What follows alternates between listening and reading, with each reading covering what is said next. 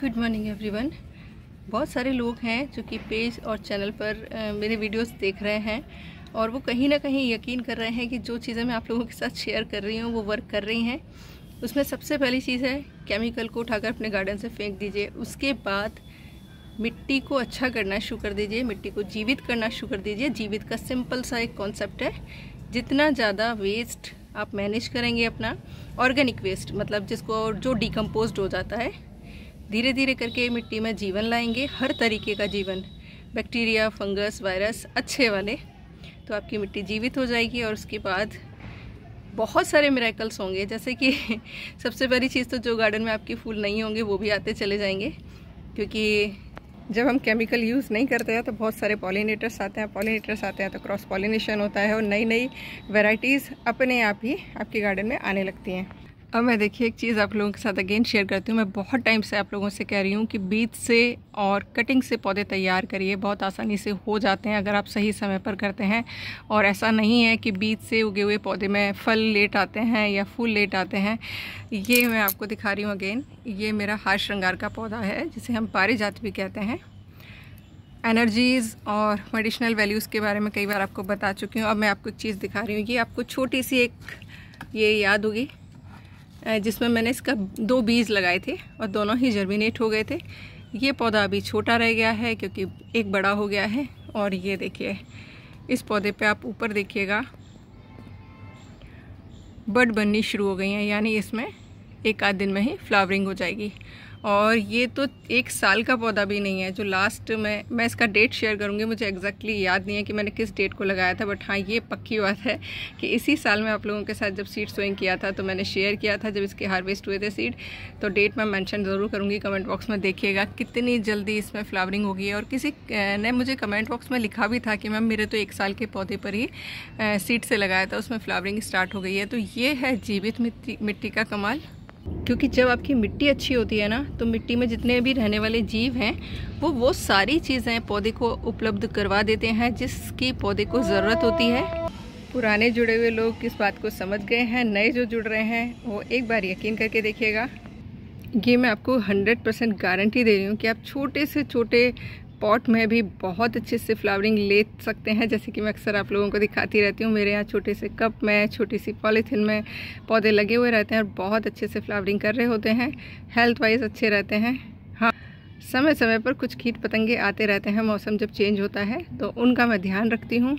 और chemical free garden होता है ना, तो आपको कटिंग वगैरह लगाना भी बहुत आसान हो जाता है, क्योंकि अगेन कटिंग को भी सपोर्ट करते हैं मिट्टी में रहने वाले जीव, जो कि कटिंग बहुत जल्दी लग जाती है। अब मैं आप लोगों के साथ अगेन एक टिप शेयर करती हूँ। देखिए मेरा ये हाइब्रिड विंकाई है जो कलर अपने आप आ गया था गार्डन में, और इसकी जब ये लास्ट में मर रहा था तो मैंने इसकी बहुत सारी कटिंग लगाई थी, जिनको कि देखिए आज मैंने रिपोर्ट कर दिया है अपनी खाद मिली मिट्टी में। लेकिन मैं जो कटिंग है वो लगाती हूँ नदी के रेत में, जो प्योर अपनी नदी की रेत होती है। जैसे यहाँ पर यमुना रेत आती है और बाकी जगह वो बादामी से कलर की आती है, जैसे हमारे राजस्थान में हम तो उसे बजरी बोलते हैं, बाकी वो रिवर सैंड जिसको कहते हैं। तो देखिए इसमें से मैं आपको निकाल के दिखा रही हूँ एक जो मैंने इसके अंदर लगाई थी। ये देखिए बहुत अच्छे से रूट डेवलपमेंट हो, तो इसको मैं अपनी ये खाद मिली मिट्टी में लगा दे रही हूँ, जिससे कि ऐसे वैसे तो देखिए मैं हमेशा ही है ना शाम के टाइम करती हूँ रिपोर्टिंग का काम, लेकिन चूँकि फिर शाम को टाइम नहीं मिलता है वीडियो बनाने का, तो मैंने इसको अभी कर दिया है। अब मैं इसे अच्छे से एक बार पानी दूंगी।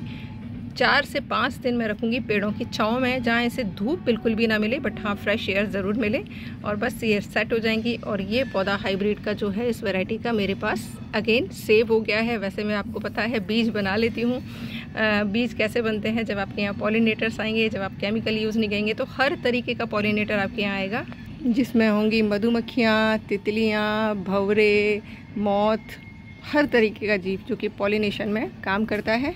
तो पॉलिनेटर्स को बुलाना है तो भी केमिकल डालना बंद करिए, गार्डन में मिरेकल्स देखने हैं तो भी केमिकल डालना बंद करिए।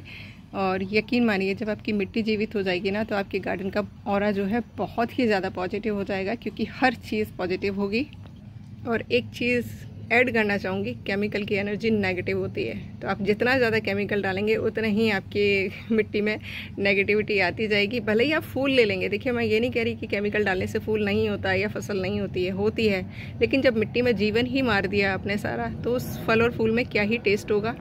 और ये चीज़ें आप महसूस भी कर रहे होंगे, जो भी सब्जियां आप घर में उगाकर खा रहे हैं उनके टेस्ट में बहुत ही ज़्यादा डिफरेंस होगा। तो खूब सारी सब्जियां लगाइएगा, बर्ड्स और बीज को बुलाने के लिए खूब सारे फूल लगाइएगा, उनके होस्ट प्लांट लगाइएगा जिन पर आकर वो फ्रीली एग लेइंग कर सकें। और आपके गार्डन में जब एग लेइंग करने आएंगी ना, तो यकीन मानिए जब उनको सेफ़ एनवायरनमेंट मिलेगा, केमिकल नहीं मिलेगा, तो वो भर भर के आएंगी आपके यहाँ।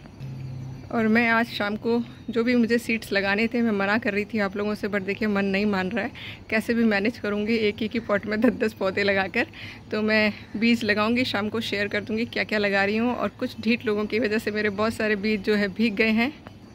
हर एक बिल्डिंग में कोई ना कोई होता है। हमारे टेरेस पर एक टंकी रखी है जिसमें से पानी लीक होता रहता है, उसकी वजह से छत पर बहुत डैमेज हो गया है। आज टंकी का ओवरफ्लो हुआ तो बहुत सारे बीज जो है मेरे भीग गए। ये भी मेरे कुछ पिछले साल के गेंदे के बीज हैं जो कि बिल्कुल गीले हो गए हैं। तो मैं इनको अभी ही देखिए मिट्टी में स्प्रिंकल कर दे रही हूँ, तो आपको समझ भी आ जाएगा इसके बीज कैसे लगाने होते हैं। देखिए कुछ नहीं करना होता, सिंपल बस आप स्प्रिंकल कर दीजिए मिट्टी में, और इसके ऊपर या तो खाद मिली हुई मिट्टी या फिर कोकोपीट स्प्रिंकल कर दीजिए, जिससे कि ये हल्का सा बीज दब जाए। बहुत ज़्यादा नीचे मत लगाया करिए जो पतले या छोटे बीज होते हैं, नहीं तो वो दब जाते हैं और ख़राब हो जाते हैं। ये देखिए मैंने ढक दिया है, अभी पानी नहीं डाल रही हूँ क्योंकि पानी ऑलरेडी है, कोकोपीट भी गीली है और मिट्टी में भी नमी है। और इसमें से अगर बीज अच्छे होंगे तो डेफिनेटली जर्मिनेशन बहुत अच्छा रहेगा, और बीज ख़राब होंगे जैसे मैं हर बार शेयर करती हूँ तो सारे बीज जो है गल कर ख़राब हो जाएंगे। और ये देखिए एक नई वैरायटी का मिर्ची का बीज भी मिल गया है, और 3 वैरायटी का ये बना लिया है। तो अगेन एक चीज़ बोलना चाहूँगी, बीज ज़रूर सुरक्षित करते रहिएगा, क्योंकि आपके बनाए हुए बीज से आपको पता होगा कि वो किस कंडीशन में है, कैसे आपने बनाया है, और उसका जर्मिनेशन रेट 100% अच्छा रहेगा अगर आप खुद हार्वेस्ट करते हैं सही टाइम पर। बस पूर्णिमासी के आसपास यानी फुल मून नाइट के आसपास मत इकट्ठा करिएगा, बाकी आप पूरे उसमें कर सकते हैं, क्योंकि सही समय पर हार्वेस्ट करेंगे तो भी आपके गार्डन में बहुत अच्छे रिजल्ट आएंगे। आई होप इन्फॉर्मेशन पसंद आई होगी। पसंद आई है तो लाइक एंड कमेंट शेयर ज़रूर करिएगा, और चैनल पर नए हैं तो सब्सक्राइब कर सकते हैं इसी तरीके के इन्फॉर्मेशन के लिए। बहुत ज़्यादा ज्ञानी नहीं हूँ, सिर्फ जो प्रैक्टिस कर रही हूँ वो आप लोगों के साथ शेयर कर रही हूँ, और आई होप आपके यहाँ भी फ़ायदा हो रहा होगा। तो बने रहिएगा चैनल पर। Once again thank you.